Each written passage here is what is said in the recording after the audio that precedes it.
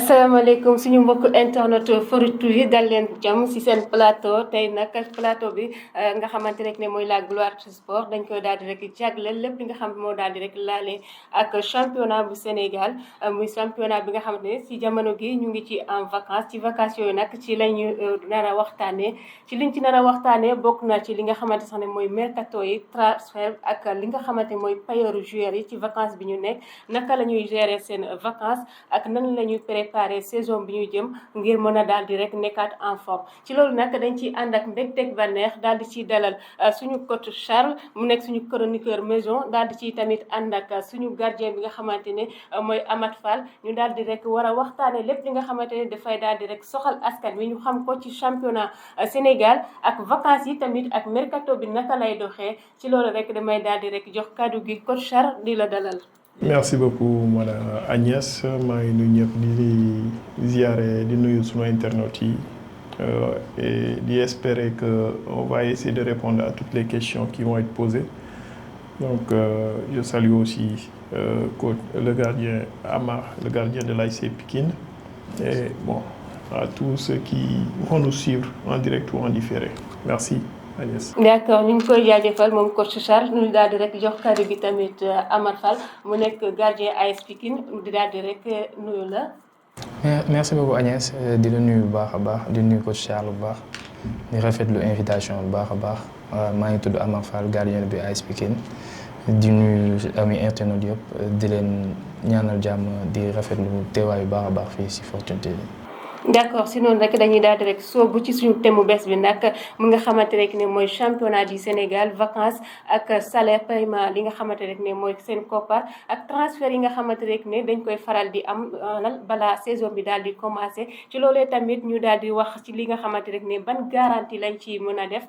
daal di ci ànd ak la ligue sénégalaise ngir joueurs yi ak maanaam rek ñëpp ñi ngi daa xam ne dañuy daal di yëngu ci wàllum tàggat yaram daal di ciy gis seen bopp tamit ñoom ñu daal di rek mën a am avancement ci championnat Sénégal ci loolu rek dañuy daal di rek jox kàddu gi kii di gardien bu AS Pikine di Amar nan ngay dundee actuellement li nga xamante ne mooy vacances yi. waaw vacances yi ñu ngi koy dund mën nañ ne xaw na metti trop si ñun étant jour boo xam ne da ngay fóot championnat Sénégal autant dire que ni ñun football rek la ñu am amuñu leneen suñu passe-temps yëpp football la. vacances yi dañuy permettre des fois ñu ressourcer wu gën a mën a nekk ak suñu waa famille xam nga. gën a mën a partager des moments avec la famille tout ça nekk ci koñ beeg tout ça mais vacances Sénégal moom football championnat Sénégal moom dafa xaw a doy waar j'espère que coach bi xam na ci bu baax lu bëri et tout ça duñ ci mën a yegg yu bëri xëy na bu ci kanam tuuti nañ ci yaatal. d'accord coach mu ngi noonu mun nañu nekk ci vacances ci actuellement jamono gi joueurs yi nag dafay mel ni rek ñoom ñëpp ñu ngi ci vacances ci jamono gi li ñuy gën a soxla dina bokk ci li leen gën a ci li ñuy gën a concentré wu mu ngi nekk ci transfert yi transfert bi nan lay demee actuellement ci ban jàngat nga ci am ak lan nga ci mën a leeral en attendant. Bon, tout d'abord pour dire que les vacances c'est fait pour se reposer se ressourcer être à côté de la famille essayer d'enlever le stress qui nga xam ne moom la ñu jot a am ci durant toute la saison aussi de faire une rétrospection de la saison pour voir ce qui a marché ce qui n'a pas marché lan la ñu war a améliorer bon ça c'est sur le côté individuel de la personne du joueur ou du coach parce que on sort d'une saison c'est normal comme Amar comme man mi en tant que coach ñu mën a toog def benn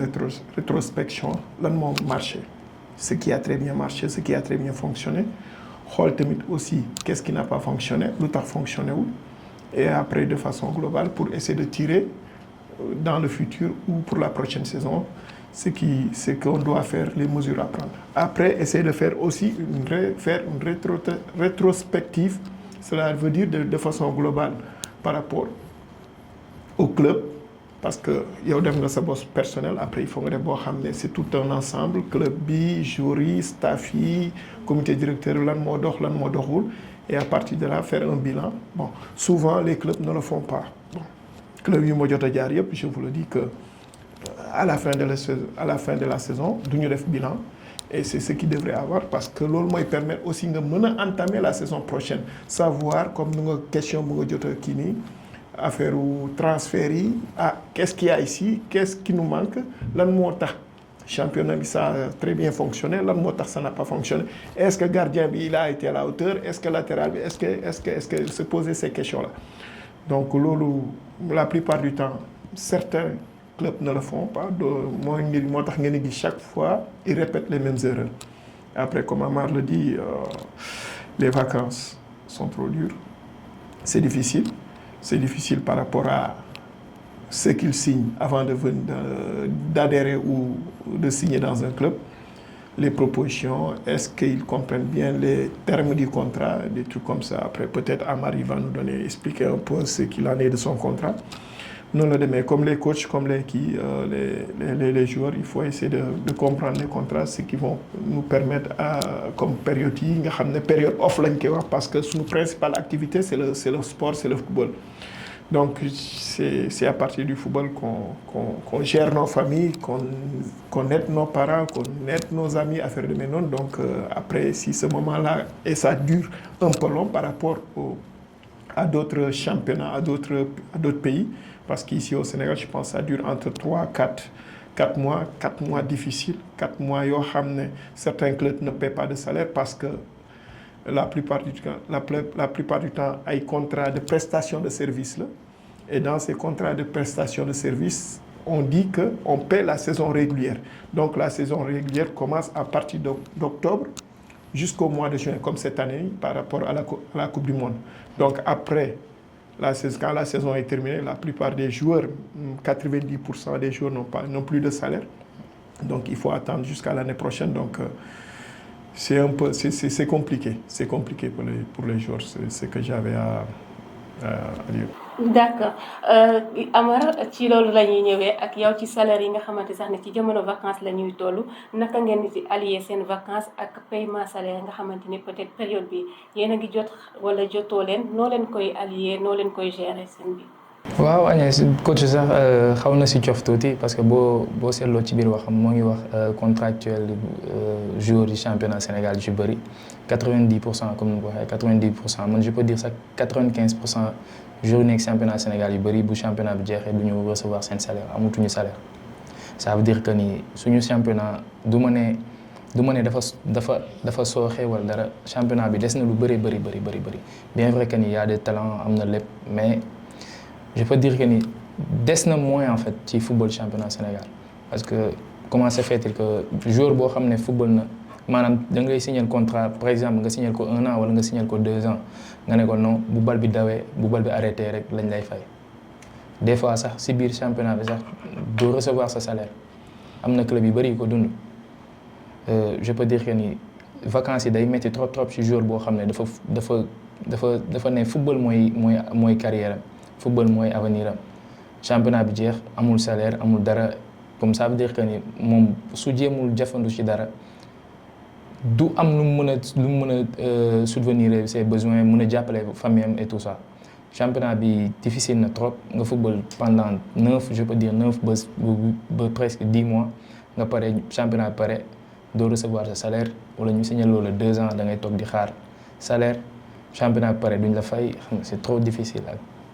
d'accord kon mën nañoo jàpp ne si loolu actuellement si jamono bi ngeen nekk soo leen bëggoon dem vacances wala ngeen génn Sénégal doo leen am loo xamante ne leen ko mën a permettre wala ngeen mën a divertir ci jamono vacances yi. non yaakaar moom mu am jour surtout championnat bi salaire yi demeewul salaire yu mag yooyu noonu yaakaar moom mu am ay jours yoo xam ne am nañu argent de côté bu ñu mën a placer pour mën a dem ay vacances yooyu noonu. moo tax boo seetloo ci bëri vidéo yi ngay gis sax si réseaux sociaux bi ñu si bëri dañuy nekk si terrain suuf ak seen waa koñ di football am na ñoo xam ne ils préfèrent dem football yi nawetaan sax di làqu dem football yi nawetaan moo leen di gën a toog noonu kase. est-ce que tamit yéen a ngi passé à ce que ci vacances yi ngeen xool beneen métier boo xam ne da ngeen koy allier avec le football nga xam ne soo leen nekkee en vacances di ngeen mën a am ci leen loo xamante di ngeen ciy activé. waaw des fois dina la passé dina jàll sa xel bu baax a baax ngay xalaat ndax doo jéem a allier football ak dara mais football mooy benn sport boo xam ne dafa xaw a fiir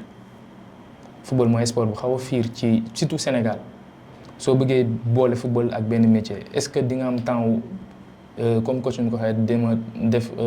dem def autocritique sa bopp sa championnat bi nu mu débuté nga war a waajalaat championnat bi déwén xam nga est-ce que temps boobu di nga ko mën a am pour mën a xoolaat ndax yaa ngi dem xooli beneen affaire boo xam ne war nga ko mën a jàpp ci championnat bi ak yooyu noonu comprendre moo tax football bi foog gars yi jàppale football Sénégal bu baax a baax championnat Sénégal mooy seul championnat boo xam ne je peux dire en Afrique boo xam ne bu championnat bi jeexee du ñu fay seen jour. d'accord coach si foofu la ñuy ñëwee ak yow championnat si jeexee duñu fay joueur est-ce que tamit loolu la nekk na loo xamante ni dina encourager le joueur mu gën a am envie pour préparer aussi ses vacances dimbale famille am mën a jël sa vie en charge ci jamono bi nga xamante ne dund bi dafay gën a changer. Bon, ça, comme Amar, comme moi, ça dépend du contrat qu'il faut négocier avant de signer dans un club. Parce que si vous n'êtes que dans le temps avec ce président, vous parlez seulement de salaire et de primes de signature. Et les termes du contrat, waxtaanoo leen ci loolu moo lay andil à la pendant saison sèche nga ñàkk bañ a am salaire parce qu'il y a des joueurs en ce moment-là ils appellent dañuy woo peut-être seen trésorier club bi mais jotaguma son salaire mu ne non amoo fi salaire parce que ce contrat lii la stipulé donc je pense que là il faut savoir bien négocier son contrat. Savoir négocier son contrat, ça te permet aussi de pouvoir connaître les termes. Après, si on te présente un contrat, tu ne comprends pas, il faut prendre le contrat, avoir le courage, tu cherches un avocat ou quelqu'un d'autre, ou quelqu'un qui a fait du management sport, tu lui présentes le contrat. Moi, je expliquer le terme réellement la moitié de ce fait que tu as une mauvaise surprise. Mais à vrai dire, nous sportifs qui se consacrent au football, on ne vit pas de football. C'est insuffisant parce que les salaires sont trop bas. Après, si tu connais le coût de la vie par rapport, si tu veux avoir un appartement, avoir une famille, payer les charges, tout ça, avec nos salaires, c'est impossible. C'est impossible. On est obligé de chercher quelque chose d'autre. Après, comme nous le disons, après, ça dépend aussi de chaque club. Les moments d'entraînement, parce qu'il y a des équipes qui s'entraînent à 11h, à 12h, à 15h, à 17h. Donc, si vous avez un métier, après, métier entraînement permet pour vous déplacer. Parce que commencer à ligue à peu près, par exemple, si tu travailles pour quelqu'un, vous devez entraîner à 12h, 11h, vous avez ligue de façon nga war a quitter à 10h, 8h, 10h, nga nar a génn foofu dem entraînement après nga nar a ñëwaat à 16h. Donc, vraiment, c'est presque impossible. Et c'est ça, donc je pense que pour le bien de tous, les joueurs, parce que nous sommes les principaux acteurs, eux comme nous et les dirigeants, donc il faut qu'on puisse s'asseoir et travailler sur ça et savoir qu'est-ce qu'il faut faire pour améliorer les conditions des joueurs, conditions salariales, conditions de vie et tout, des trucs comme ça, pour leur permettre aussi de pouvoir recevoir un salaire pendant les vacances. Et je pense que si le joueur peut recevoir son salaire pendant les vacances, ça lui permet d'enlever ce stress-là et de pouvoir bien se reposer et de bien préparer la saison à venir. Donc c'est ça. En plus, il y a autre chose aussi à la fin de la saison. Donc la plupart des clubs, comme nous avons fait un bilan pour dire à tel joueur, non, de les garder ou de les garder. Parce que même en tant que contractuel, on peut au début de la saison, nous arrêter là. Donc, déjà, ils te laissent dans le flou à mon salaire. Début, non, finalement, ils ne te retiennent pas. Donc,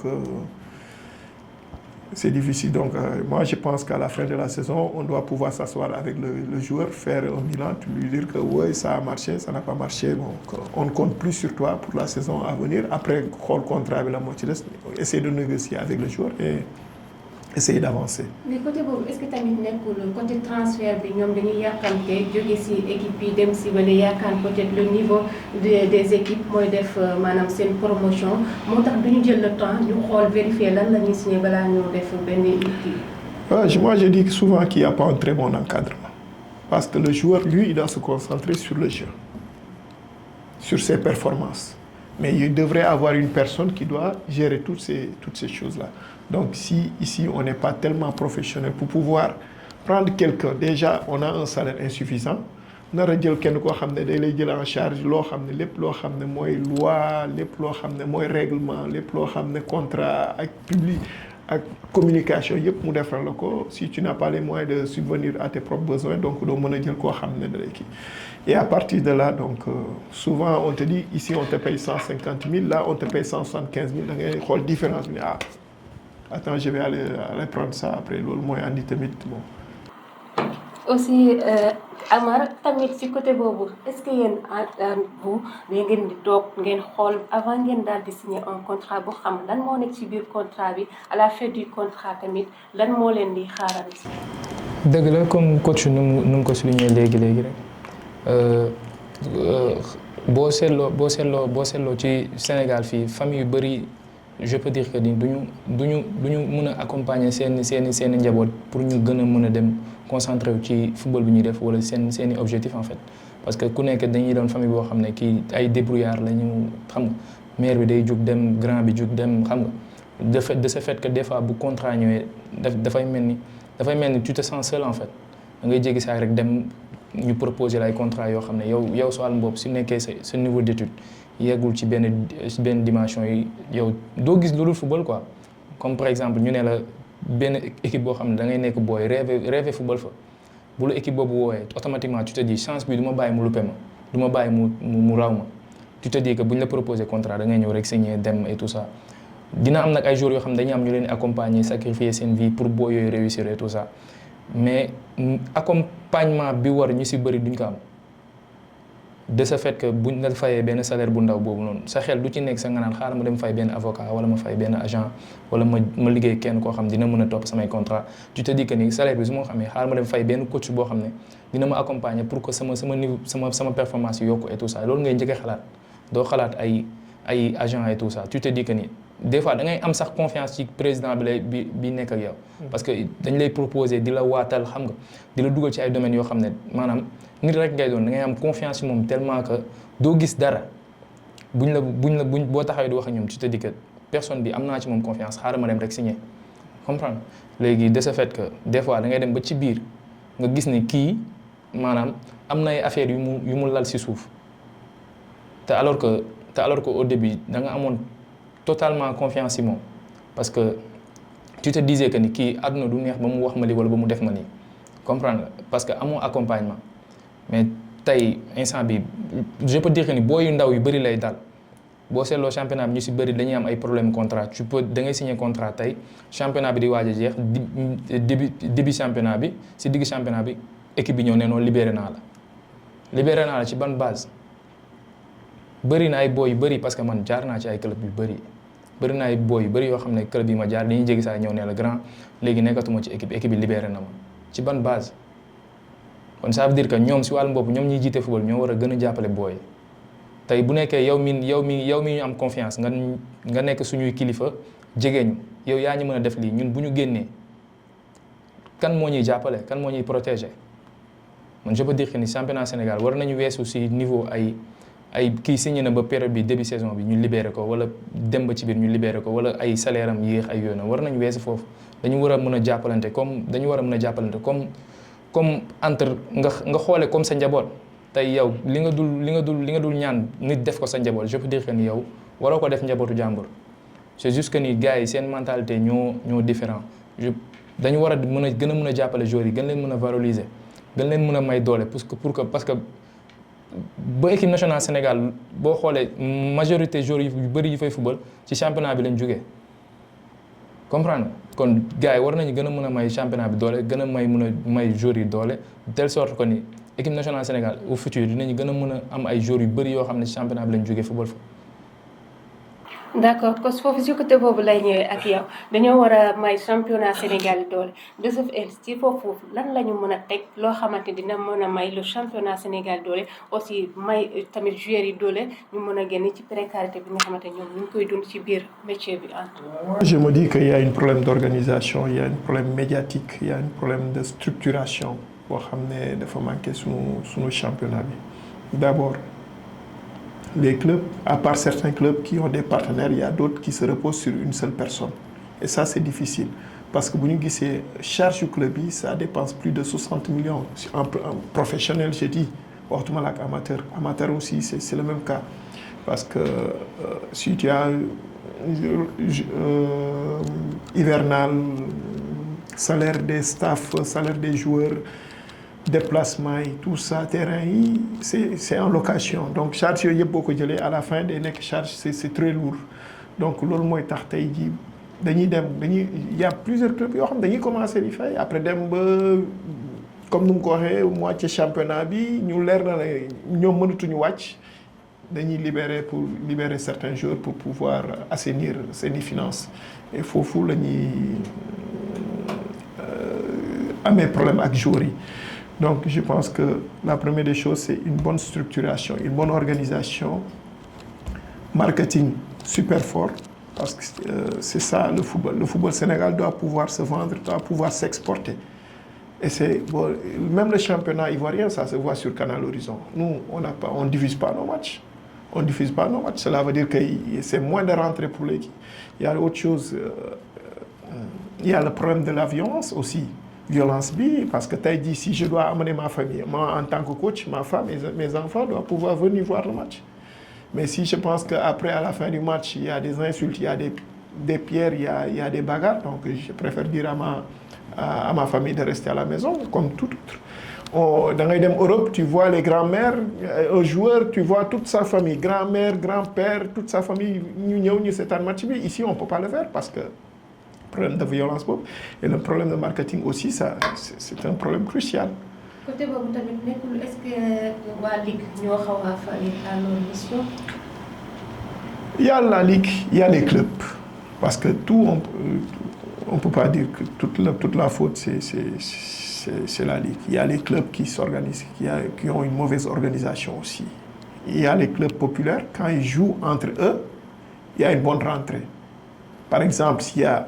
Guédiawaye Pikine ce sont 20 à 30 millions de rentrées mais si c'est par exemple Pikine contre Douane il n'y a pas de rentrée de affluence boobu du ci am qu'est-ce qu'on doit faire pour que des clubs comme bien que division bi c'est différent mais il y a am na clubs yoo xam ne comme par exemple Dakar Sacré-Cœur amuñu supporter qu'est-ce qu'on doit faire pour que au niveau du Sacré-Cœur ñu mën a adhérer wu adhérer wu baax ci club. Donc, il devrait y avoir une ouverture du club par rapport aux supporters, par rapport aux quartiers qui sont là-bas, les responsables de quartier, venir discuter avec eux, parler avec eux, les attirer, les intégrer dans le club pour qu'ils puissent diffuser le message. Mais s'il n'y a pas ça, si c'est un cercle bien fermé, donc ils ne sont pas concernés, donc et c'est ce qui se passe.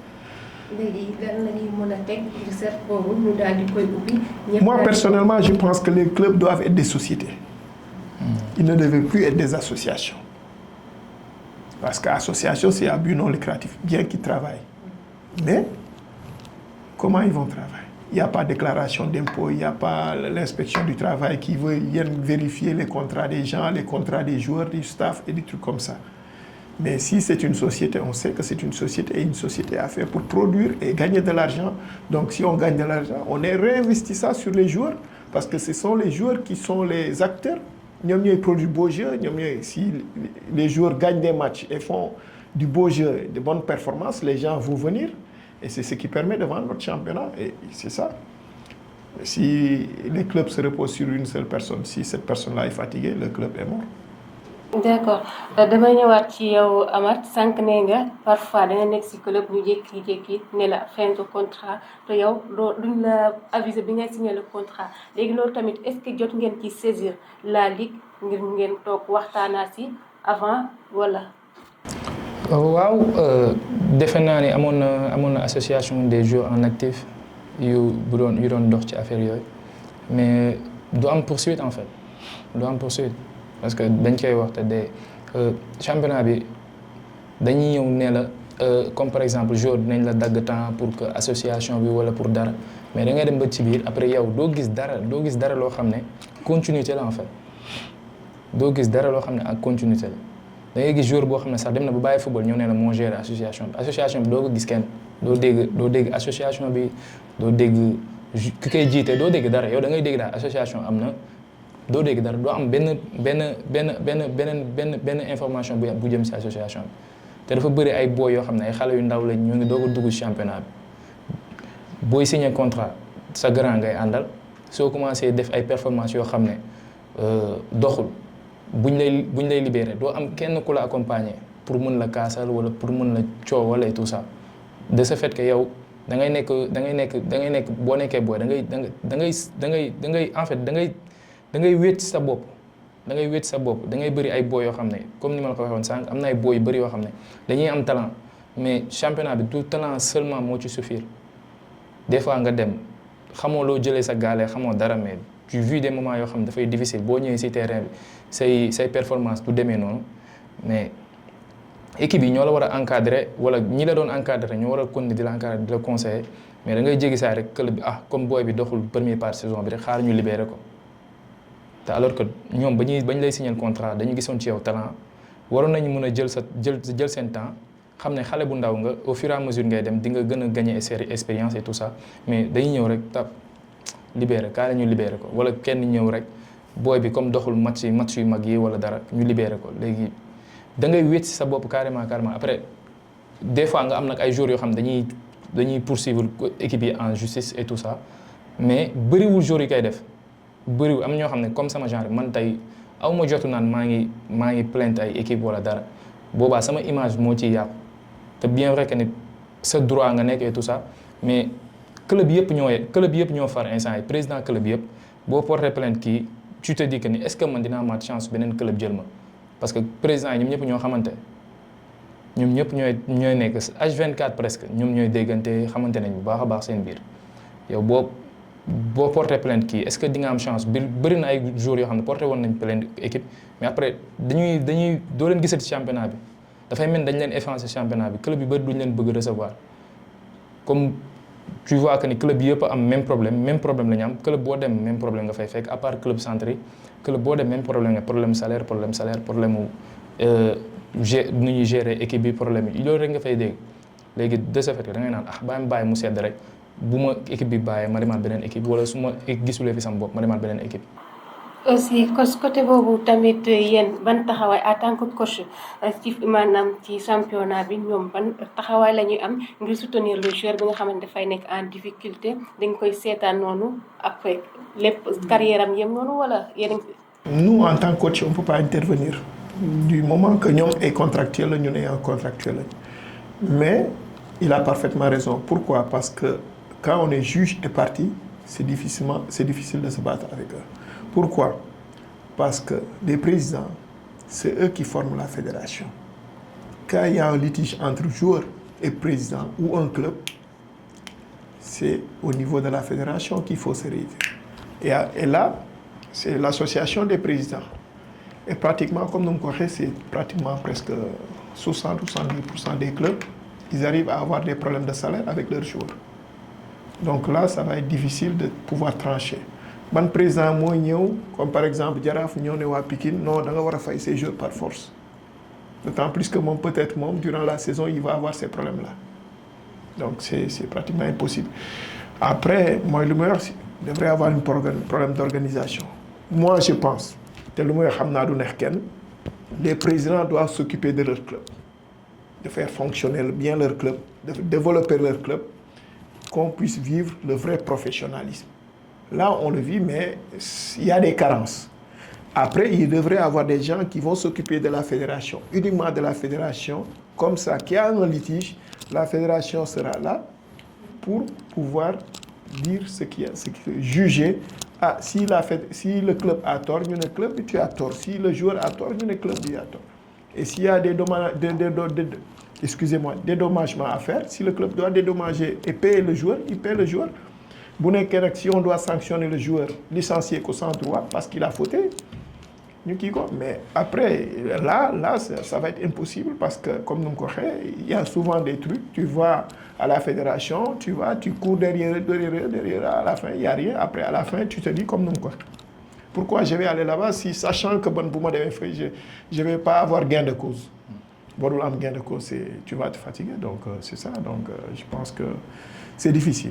ci loolu est-ce que jotul tamit ñoom ligue sénégalaise de football ñu teg ay réformes yoo xamante ne dafay nekk rétroactivité seen diggante avec le joueur aussi avec le manager du joueur aussi que le coach. Des réformes, des changements, on en a besoin. Ça, c'est sûr et certain. Après, est-ce qu'on est prêt à accepter ces changements-là? Est-ce que ces changements-là vont nous avantager? Certes, pour les joueurs et les coachs, ça va les avantager. Mais est-ce que pour le club? C'est ça le problème. Bu nekkee nag yooyu nag narul avantager coach bi donc ils vont faire traîner les choses à l'oubli.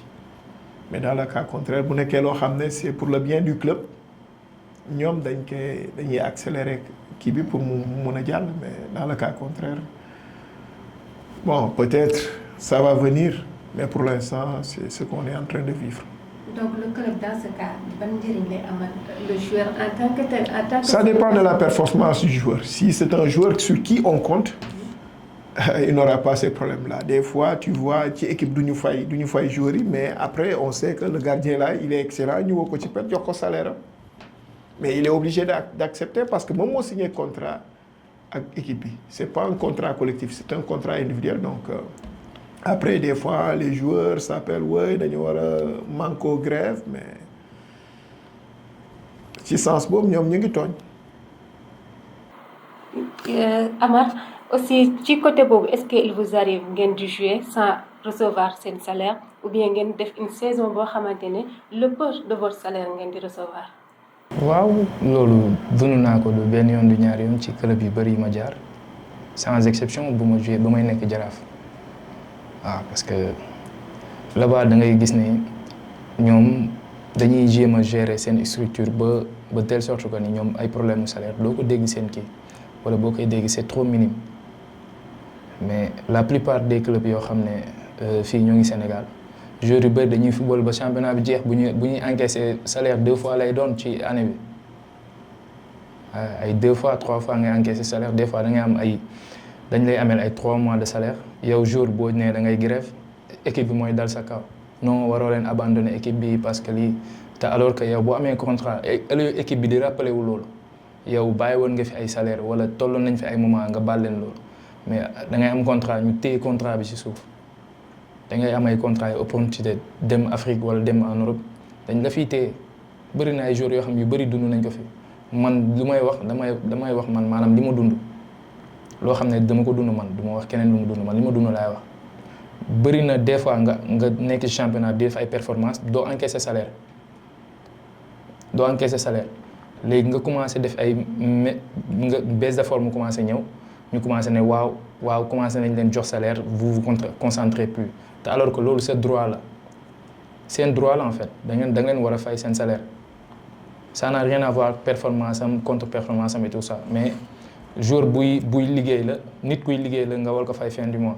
mais des fois di nga football championnat ba championnat bi jeex nga pare ñu amee le 3 mois arriéré wala 4 mois arriéré pare di la bu coach woo du la jël wala coach des fois nga dirigeant bi la doon woo ba championnat bi di daw chaque instant il t'appelait bu championnat bi jeexee dootoo ko jotati.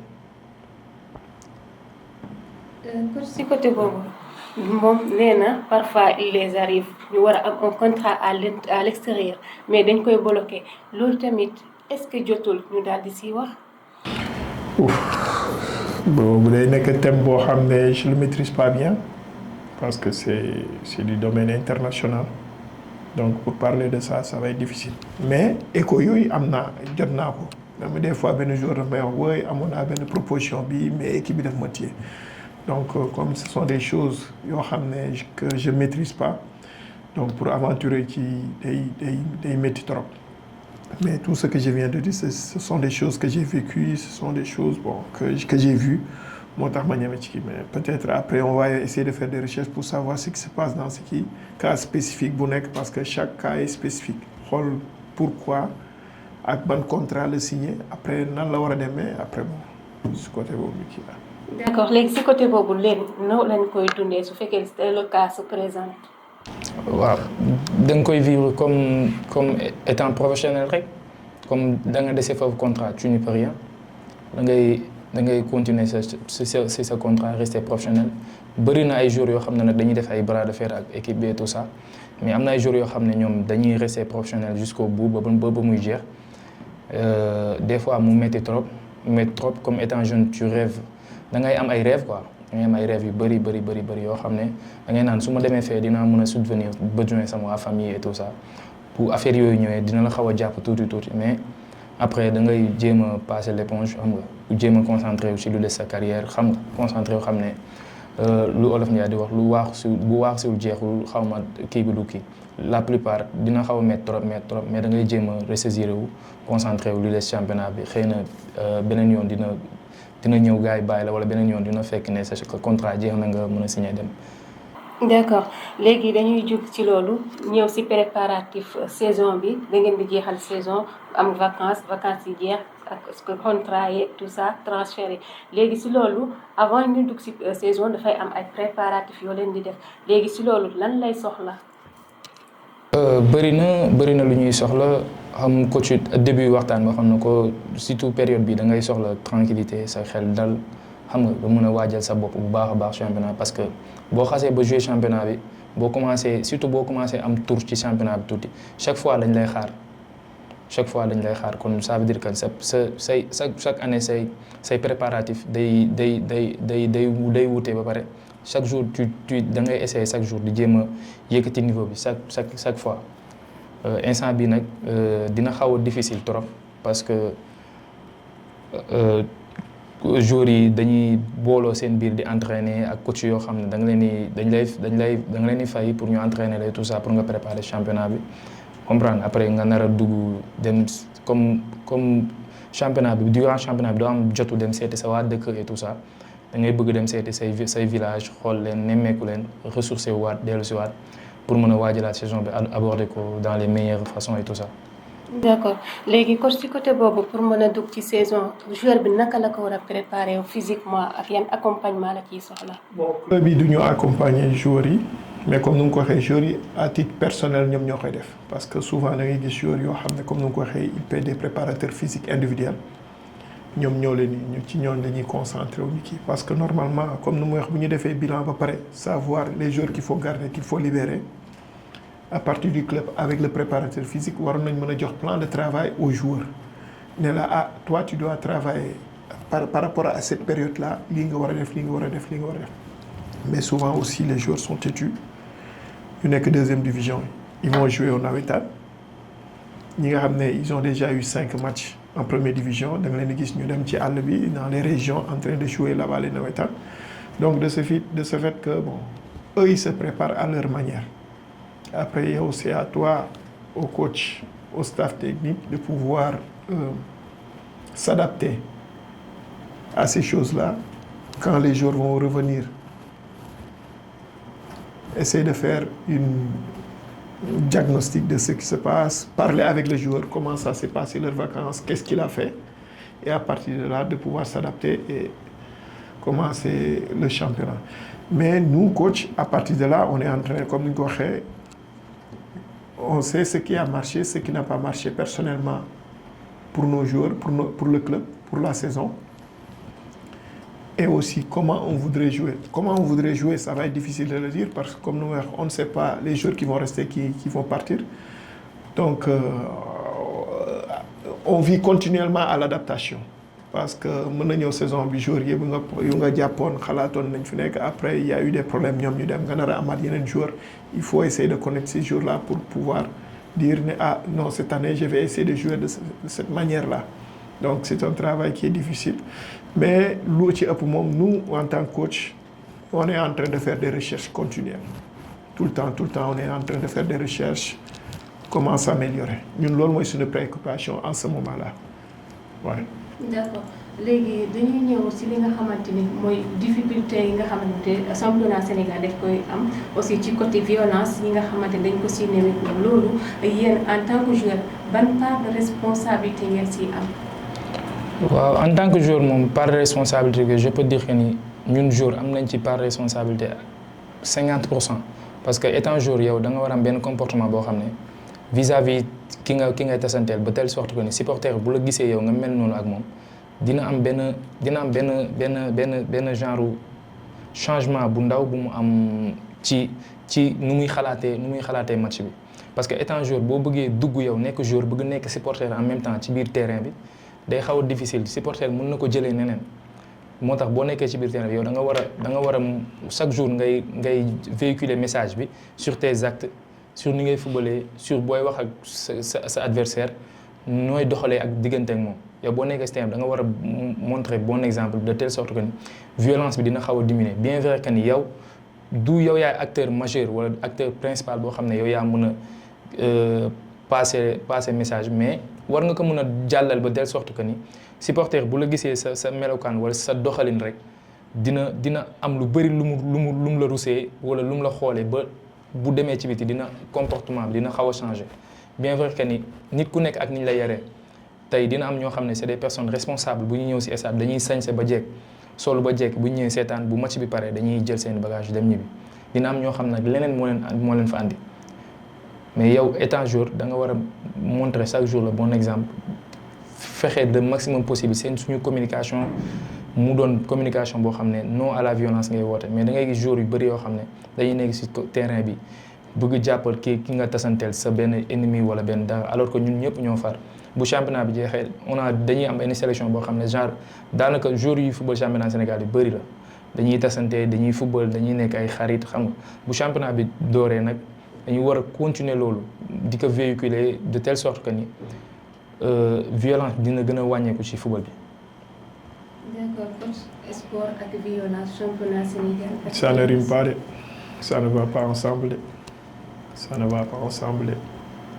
Moi, je suis contre la violence sur toutes les formes. Mais qu'est-ce qu'on doit faire pour freiner ça? Une sensibilisation continue de la part des joueurs, parce que nous joueurs comme coach, il y a les réseaux sociaux, les supporters nous suivent. On doit pouvoir diffuser des messages là-bas, de la part des équipes, des clubs et de la part aussi des autorités, de l'institution, fédération, ligue et tout ça.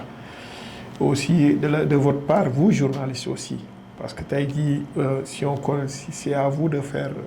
donner la visibilité au football. Donc vous avez votre rôle à jouer sur ça. Et je pense que c'est ça. Donc le football n'a pas besoin de la violence. La violence diminue la crédibilité du football et ça, c'est pas bon. Donc tout ce qu'on peut faire ensemble, le football doit nous unir. Supporters, adversaires, tout. Ça doit nous unir. Donc, si on a un problème là, il faut se poser la question. Et ça doit être personnel aussi. Supporter, comme nous l'avons dit, supporter ton équipe, qu'il gagne, qu'il perd, qu'il fait match nul. Tu dois encourager tes joueurs. Parce que ce n'est pas facile de rentrer dans le terrain. Ce n'est pas facile au coach aussi d'être sur le banc aussi, de voir son équipe perdre. Même supporter, ça m'a top 17 ans pour perdre. C'est pas bon, c'est pas bien. Beaucoup, personne n'aime ça. Mais après, il faut savoir que le foot, il y a 3 résultats. Soit tu gagnes, soit tu perds, soit tu fais match nul. Et il faut accepter ces résultats-là. Il faut prendre de la hauteur sur ces choses-là. ci loolu sax dañuy gis ne violence boobu dafay dem ba impacter les coachs parce que dangay gis les supporters ñoom dañuy am benn amour boo xamante ne c'est extraordinaire ci seen équipe de façon que équipe bi su demee ba am défaite loolu seen mer boobu dañ koy seppi ci kaw le coach. Oui, ben, c'est ce qui se passe actuellement avec le Sénégal, avec l'excellent coach Pape Thiaw. Donc, quand on ne gagne pas, là, c'est sur le coach qu'il faut taper. Hein. C'est sur le coach qu'il faut taper. C'est pas facile de taper sur 11 joueurs ou 18 joueurs convoqués ou 35 ou 25 joueurs du club ou des dirigeants. Mais il y a une personne qui est là, qui est seule. C'est sur lui qu'il faut taper. Donc, après, c'est à nous de savoir que le football, c'est tout un ensemble. Ce n'est pas seulement le coach, ce n'est pas seulement les joueurs, ce n'est pas seulement les dirigeants, c'est tout un ensemble. Et sur cette chaîne-là, il ne le fait pas bien, ça va se répercuter sur les performances de l'équipe. Si le coach ne fait pas bien son travail, ça va se répercuter sur les performances de l'équipe. Si les joueurs ne font pas bien le travail, ça va se répercuter sur les performances des joueurs. Si les dirigeants ne font pas bien le travail, ça va se répercuter sur les performances des joueurs. S'il n'y a pas des gens derrière, les fans, les supporters qui poussent l'équipe, qui encouragent les joueurs, ça va se répercuter. Donc on est obligé d'être ensemble, dans le bien, dans le mal. C'est difficile, mais il faut encourager. Après, revenir, on doit faire un bilan. Pourquoi on a perdu, pourquoi ça n'a pas marché, et à partir de là, prendre des décisions. S'il y a quelque chose à rectifier ça. mais est-ce que ñoom dañuy jël le temps def le bilan dont tu viens de parler le bilan boobu est-ce que Sénégal seen mentalité dem na foofu. Pour l'instant, je dis que yegguñu foofu. Il y a certains clubs qui le font, mais la plupart. Je vous donne un exemple. Cette année, Guédiawaye, il a eu 3 coachs. Il y a mon mentor, M. Mbaye, qui était là-bas. Il y a El Hadj Seck, après Jo Senghor. Jo Senghor a terminé le champion. Pourquoi dire que Jo Senghor a terminé le championnat? On va l'accompagner, on va faire le bilan, on va parler avec lui, on va voir ce qui n'a pas marché. Et on va être patient avec lui. Parce que là, quelqu'un qui vient après la trêve pour pouvoir terminer,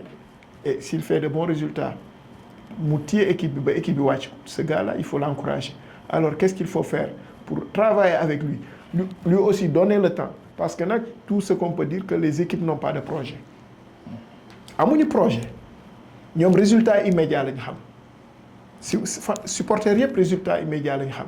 Le coach, il vient, il est nouveau. Les joueurs sont nouveaux. Tac, tac, tac, 1, 2, 3 matchs, vous voulez des résultats. Est-ce que ça, c'est possible? Ah, mais non. Les dirigeants et le coach, ils n'ont pas cette complicité parce qu'ils ne se connaissent pas. C'est difficile. Donc, moi, je pense qu'il faut faire comme Génération Foot. Il faut faire comme Djambar parce que ces gens-là ont un projet. Ils sont patients avec leurs joueurs, avec leur coach. Là-bas, le coach, il a fait 4 ans avec l'équipe. 5 ans avec l'équipe. Est-ce que Djaraf, ils sont capables d'avoir cette patience-là? Non. Guédiawaye, non. Et c'est ça le problème du foot. Parce que, pour dire vrai, tout le monde veut être champion et tout le monde ne met pas les moyens. Tout le monde n'est pas patient. Djaraf, mon être champion, fait que Guédiawaye, mon Togo, pour être champion pendant 3 ans. Et c'est comme ça que ça devrait marcher. Est-ce que tu as le championnat? Moi, tu as le football du Sénégal. Parce que ça, il faut sensibiliser les supporters aussi. léegi Amar ci côté boobu soo doon laaj coach ban solution la ñu war a teg ngir mën a améliorer côté boobu ci côté maanaam accompagnement des joueurs aussi ci côté coaching bi nga xamante ni yéen en tant que joueur yi nekk ci terrain bi da ngeen koy soxla lan lay doon. waaw coach wax na ko sànq des fois nag coach yi dañuy am fu ñuy yem quoi ak joueur bi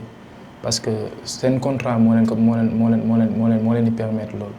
mënuñu dem au-delà de loolu mais boo xoolee durant championnat bi da ngay gis ay coach yoo xam ne du ñu doon coach kese dañuy weesu coach en fait dañuy doon comme sa parent dañuy doon comme sa papa man j'en ai des exemples waaye yoo xam ne du jeex am naa ci yu bëri coach yu ma mës a coach yu bëri yoo xam ne ba léegi dañuy déggante ba léegi dañ ma jàppee comme seen doom ba léegi su may dugg dara damay déggante ak ñoom xam nga di saluer au passage coach Sidat Sarr moom sama papa la daf ma sonal moom souvent balaa may dugg ci dara dañuy waxtaan ci lu bëri daf may conseiller ci lu bëri di ma xelal lu bëri loo xam ne xaw ma ko woon lu bëri ci football tey bu ma demee tey ba yegg fii ci niveau bii ma toll ba ñu ma championnat bi ñu may ma bët bokk na joué na ci ay rôle bu bëri du ci ñàkk nag des fois nga dem am malentendu ak coach mënu see ñàkk mais la plupart coach yi dañuy doon comme ça papa je veux dire ñoom ñoo lay protéger ñoom ñoo lay kii tey da ngay dem ci équipe sax équipe bi perte coach bi ne non man maay endossé défaite bi sama défaite la te alors que comme ni ñu koy waxee ñun 11 mooy dugg ci terrain mais équipe mooy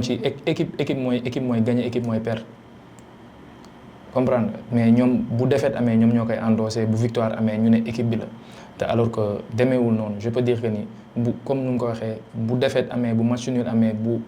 lu mu mënti doon bu amee ne ñu xam ne ñun ñëpp ñoo ko àndoon dem wuti ko suñu borom loolu la ñuy dogal loolu la dogal ñu changer suñuy mentalité lu bëri xëy na loolu moo gën a tax sax suñu football mënagul avancer ba léegi de telle sorte que ni war na ko avancer tey boo seetloo yeneen dëkk yu ci bëri du ma wax ni amul violence mais seen violence day néew trop seen problème ak seeni joueurs wala dara day néew trop sur ce xam naa coach du ma bàyyi ma dem fu sori xam na ni joueurs yu bëri dañu am respect trop ci ñoom te ñoom tamit dañu am cofeel bu bëri ci joueurs yi de telle sorte que ni ñoom lu ñuy passer de temps ak joueur mu ëpp fuuf lu ñuy passer de temps ak seen famille dañuy dem ba seen biir kër man dañuy dem coach des fois day dem ba biir kër maa ngi ñuy déggante téléphone su ma déggul daf may message ni ma si loo nekk looy def lan ngay kii comme am na cofeel bu am suñu diggante ñun ak ñoom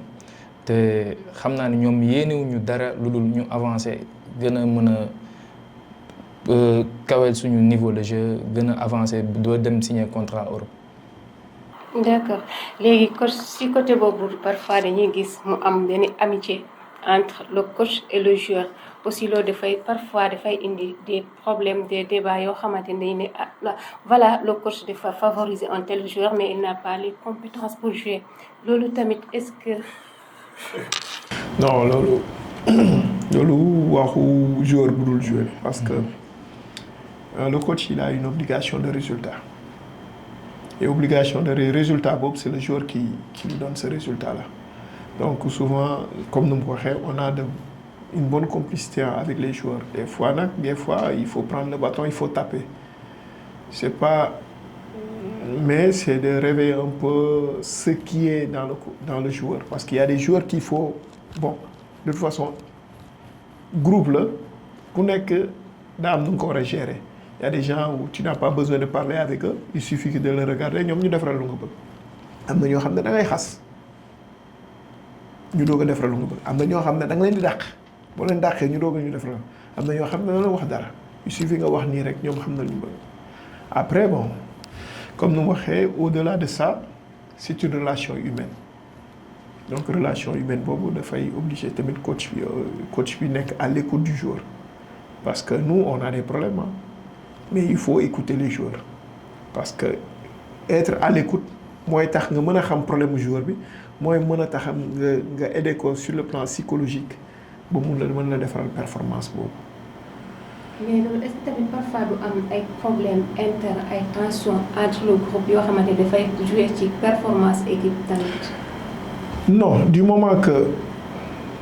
c'est l'entraînement qui définit la sélection parce que tey jii si Omar ne vient pas à l'entraînement suba ma dugal ko ils vont dire que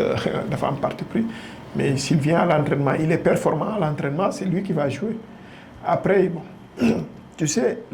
on a été joueurs comme eux des fois on les comprend quand ils sont frustrés nag des fois tu peux être performant mais par rapport au match aussi on aura besoin de telle personne loolu daf ci am na leen lu ci am aussi mooy tout le monde ne peut pas jouer et pour un joueur c'est difficile de s'entraîner du lundi au samedi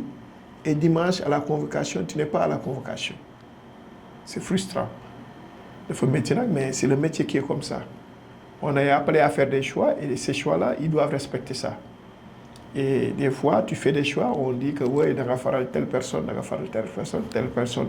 waaye kii maa ko mën mais muy jouer donc mais yaa ko mën yow tu sens que tu es plus fort que lui mais sur le plan tactique et sur la vision du coach il a besoin beaucoup plus de cette personne-là que toi ce n'est pas parce qu'il est beaucoup plus fort que toi wala tu es beaucoup plus fort que lui mais il y a certaines qualités il y a certaines choses que mu ngi ci moom nekkul ci yow comme yow lu nga am loo xam ne am nga ko moom amu ko donc c'est difficile les choix sont là des fois ñu ne da nga faral des fois ñu ne faraloo mais. Amar noo leen di dundee situation yooyu entre coach amitié bi ndax diggante seen diggante benn frustration ne faral kii dafa bëgg kii voilà noo leen koy faral di dundee seen biir. waaw frustration des fois mënul ñàkk quoi des fois mënul ñàkk ku nekk da ngay bëgg jouer d'autant plus que ni équipe bi du 11 jours du benn jour 27 wala des fois mu dem ba 30.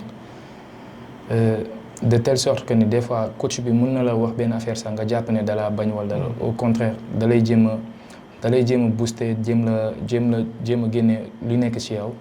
de telle sorte que dina la buux sax mais bañu la comprendre mais des fois nag mentalité yi du doon benn des fois mën nga am benn jour boo xam ne mentalité bu fort la yor et tout ça de telle sorte que ni moom lu ko coach bi wax wala lu ko coach bi def dina ko endosser comprendre dina am ay différents nag mënu see ñàkk dina am ay différents yu bëri yoo xam ne dina am parce que même bu dee sa biir famille sax des fois doo fa dégg lu la neex wala doo fa am lu la neex kon boo génnee feneen lépp mënul neex ci yow des fois bu méttee étant jour da nga war a xam ne yow yaay source bi yow yaa soxla en fait bien vrai que ne coach bi résultat la bëgg mais coach bi tamit moom lu ko avancé loo wala li la avancé loo moo ko gën a amal njëriñ des fois bu dara xewee tam bu jël toor bi yëpp sànni ko ci coach bi yow sa wàll bopp toogal nga def sa autocritique bopp nga xam ne yow sa comportement la wala sa doxalin la wala sa performance la wala dara. d'accord léegi coach ngir ñu jeexal dañuy ubbi beneen page championnat Sénégal ak Mystique mu nekk loo xamante ne voilà dafay indi. championnat Sénégal ak Mystique c'est quoi ça? voilà les ay xoñom genre. Non, il faut dire qu'on a nos réalités. On a nos réalités, nous sommes africains. On est attachés à ça. Bien qu'il y a la religion qui est là, chrétienne comme musulmane. Mais ça fait partie de nous. Ça fait partie de nous. Bu nekkulee ci côté sport bi sax dans les études bon ay jàpp ne ba ñuy nekk xale balaa nga école di ubbi sa yaay dina la jël mu sang la balaa ngay wuti liggéey dina la ñaanal dina la defal sarax bi wala mu defal sarax bi donc football bi tamit c'est la même chose moi tu peux tout faire lépp loo bëgg a def ko mais warul am ci espace bi ça doit pas être visible si c'est comme ça tant mieux mais du moment que ci biir stade bi ñu dugg gis diw di sànni diw là je suis contre parce que là cela veut dire que mais après Mystique ça fait partie de notre vie. mais parfois dañuy gis ne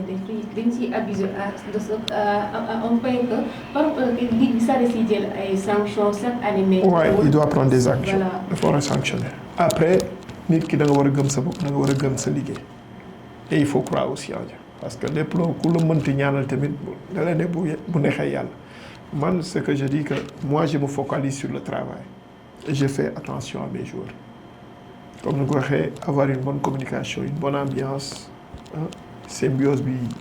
ça se passe très bien après dur sur le travail parce que moi je le dis souvent les paroles d'Ablaye Wade il faut travailler encore travailler toujours travailler loolu laa leen di wax et il faut être prêt à souffrir pour jouer dans mon équipe tu souffres tu joues tu souffres pas tu joues pas tu cours tu joues tu cours pas tu joues pas c'est ma philosophie après leneen lu si des nag sama yoon aussi c'est ça que j'aime. sa yoon aussi Amar sa yoon ndax dina nekk si wàllu Mystique bi nga xamante ni moom la ñuy nemmeeku ci championnat Sénégal chaque année les sanctions dafay jóg mais xewul à tout moment yéen est-ce que di ngeen di jàpp seen xel ne Mystique yooyu mooy tax ngeen boosté wu mën a am résultat yi ngeen soxla wala déet. waaw man moom damay wax de ma part personnelle man li ma gëm laay wax man entraînement laa gëm avant tout man je me dis chaque jour su ma performance si match wala ma def dara si match dafa fekk ne dama ko entraîné ndax man entraînement laa gëm ba club yi ma mës a jaar yëpp boo leen waxee ñu ne la moom c'est un fou moom day entraîné rek je me dis que ni loo entraîné wul wala loo deful si sa yaram du sëriñ bi toog këram wala dara moo la koy may bien vrai que ni ñaanal la am na. c'est sûr. tey ñaanal la am na coach bi bu sëriñ boobu bu nekkoon moom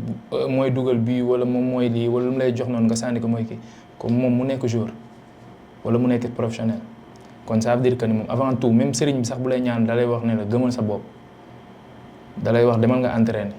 waaw ñaan boobu mooy première ñaan bien vrai que ni fédération mu ngi jël ay sanctions et tout ça man je me dis que ni ñun joueur si wàllum boppam ñoo war a sanctionner suñu bopp balaay fédération bi duñu sanctionner tey boo defee sa bopp mentalité boo xam ne ay diw jox na la li demal nga sànni ko wala diw jox na la demal nga kii ko diw boobu noonu kon mënoon na jë takk daalam ñëw dugal boppam yow booy souffrir booy metti buy metti lan moo tax ñoom bu victoire amee rek la ñuy taxaw ne ñoom ñoo gagné bu défaite amee lan moo tax duñ taxaw ne ñoom ñoo perdre match bi kon sa wàllum bopp yow sa wàllum bopp étant joueur yow yaa war a def sa bopp nga ne lu baax maa koy def lu bon maa koy def soo duggee si terrain bi nga wane sa fulla ak fayda football li nga war a football entraîner li nga war a entraîner boo ñëwee nga football li nga war a football lu si des nag nga teg ko ci loxo yàlla ñun ñëpp yàlla lañu yaakaar kon je me dis que ni ñun ñun joueur sax ñoo gën a mën a changer suñu mentalité concentré wu ci lim ñu sant football la ñu sant entraînement football ñu def entraînement football ku ñëw bëgg la dugal ci yeneen détail nga ne ko xaar ma concentré wu sama détail bi man moo ma ëppal njëriñ. d'accord léegi balaa ñoo daal di tëj rek suñu mbokki internet yi dañ leen di xamal rek ni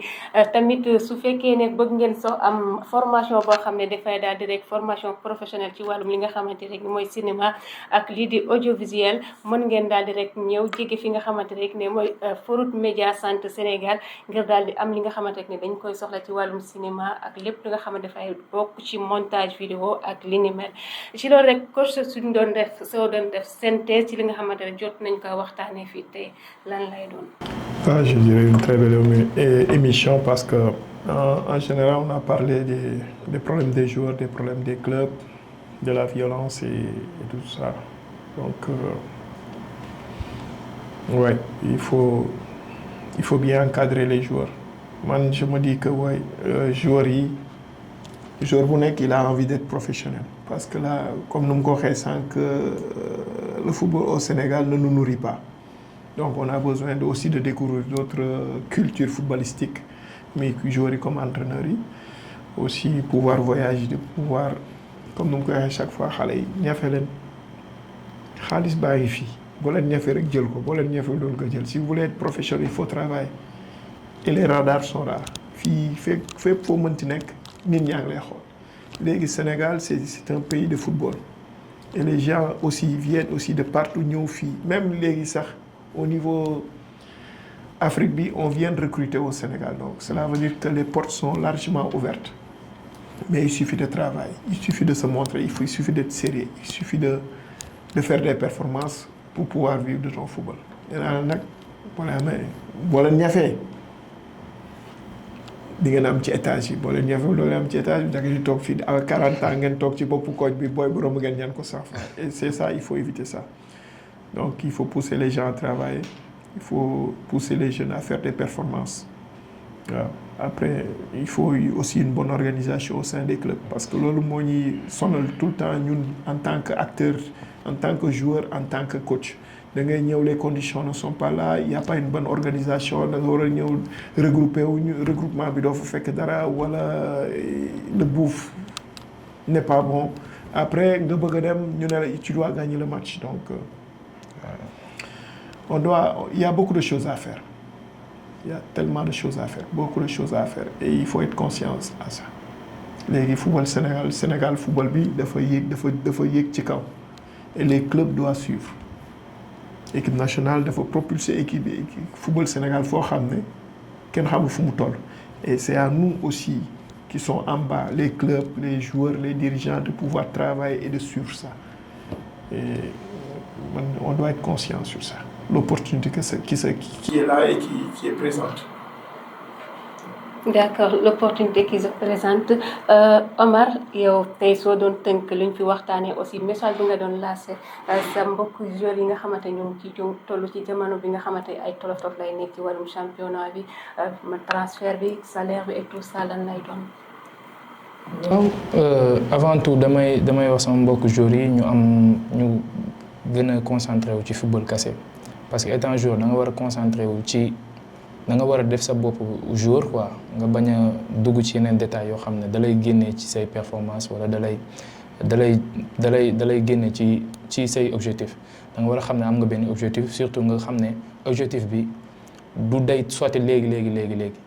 mun na yéex mun na metti mais chaque jour nga am mental boo xam ne tu te dis que ni dama war a réussir pas pour man pour ñi ma jege pour ñi yaakaar ci man ñi xam ne tey sama réussite rek la ñuy xaar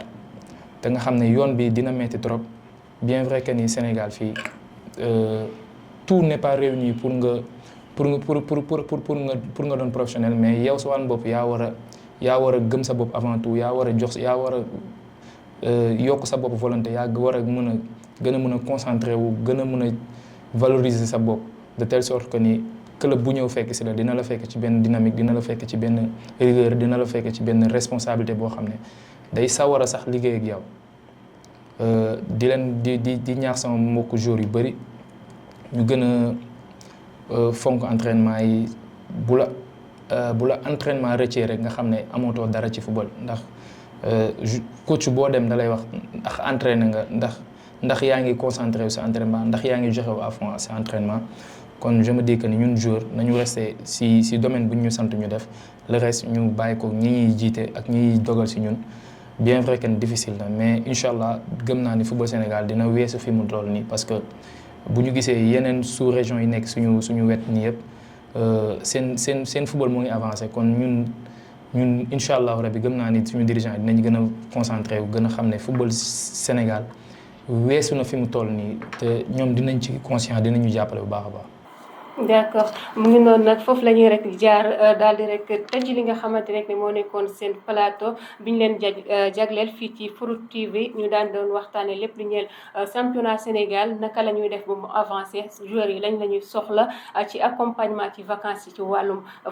accompagnement physique tamit ci li nga xamante mooy salaire ak nu ñuy gérer si nga xamante rek ni mooy seen vacances loolu nag lépp loo xamante tamit dafay soxla benn développement ci wàllum sport boo xam ne duñ ko soxla rek mu nekk résultat yi ñuy am sur le terrain mais nu ñuy daal di accompagner le joueur en tant que tel ba mu avancer ci wàllum performance ci wàllum li nga xamante rek ne mooy daal di cadre sa vie loolu moo nekkoon seen plateau ñu daal di leen di jox dig daje ba ëllëg.